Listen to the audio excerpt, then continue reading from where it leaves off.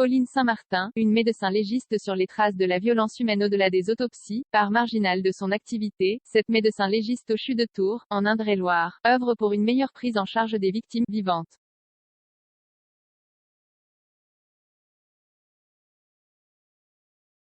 La peau d'une victime est un livre. Ce mardi-là, à Tours, la médecin légiste Pauline Saint-Martin le raconte.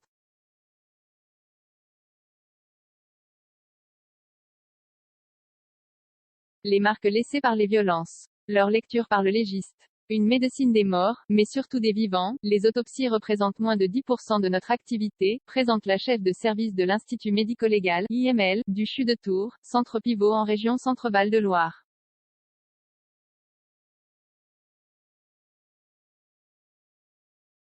Nous examinons surtout des victimes de violences vivantes, parfois 20 par jour alors que nous sommes configurés pour 8.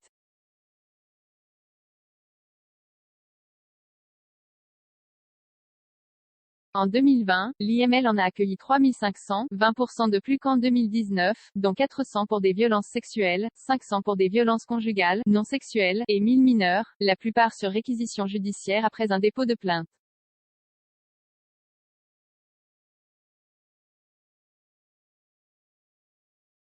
Avec son propos franc, ancré dans le réel, Pauline Saint-Martin captive son auditoire. Ses policiers, gendarmes, travailleurs sociaux et salariés associatifs se forment sur les violences sexuelles dans le cadre du protocole départemental de prévention et de lutte contre les violences faites aux femmes, préfecture d'Indre-et-Loire.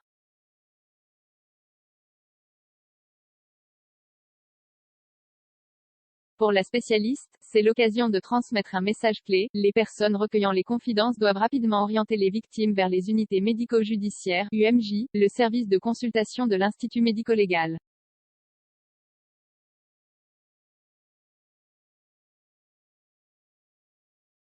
Car le temps est compté. Sur le livre Peau, les mots sont éphémères, les ecchymoses s'effacent en quelques jours sur un enfant battu, en 2 à 3 semaines sur un adulte.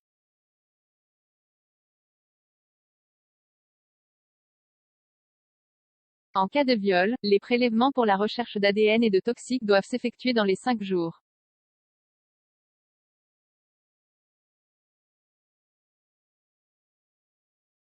La professeure de médecine légale scrute chaque centimètre carré à la recherche d'une lésion.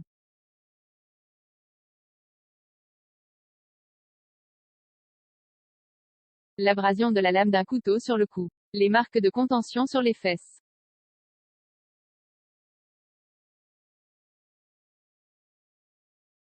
Des lésions bénignes témoignent parfois de faits graves comme les traces d'une strangulation.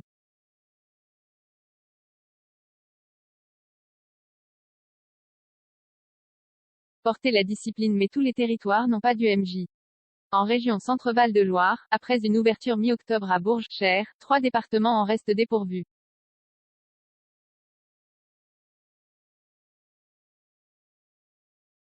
Alors, ce n'est pas un légiste qui constate les lésions, mais un médecin non formé.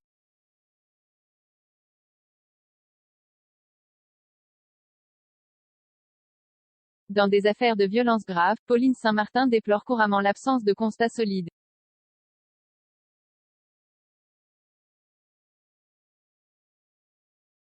Quand les lésions disparaissent, il devient impossible de les interpréter. Ces éléments sont perdus pour toujours, regrette celle qui fréquente 10 à 15 fois par an les cours d'assises.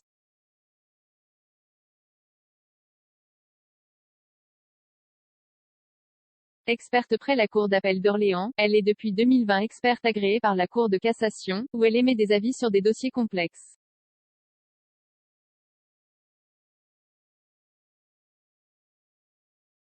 66,87%.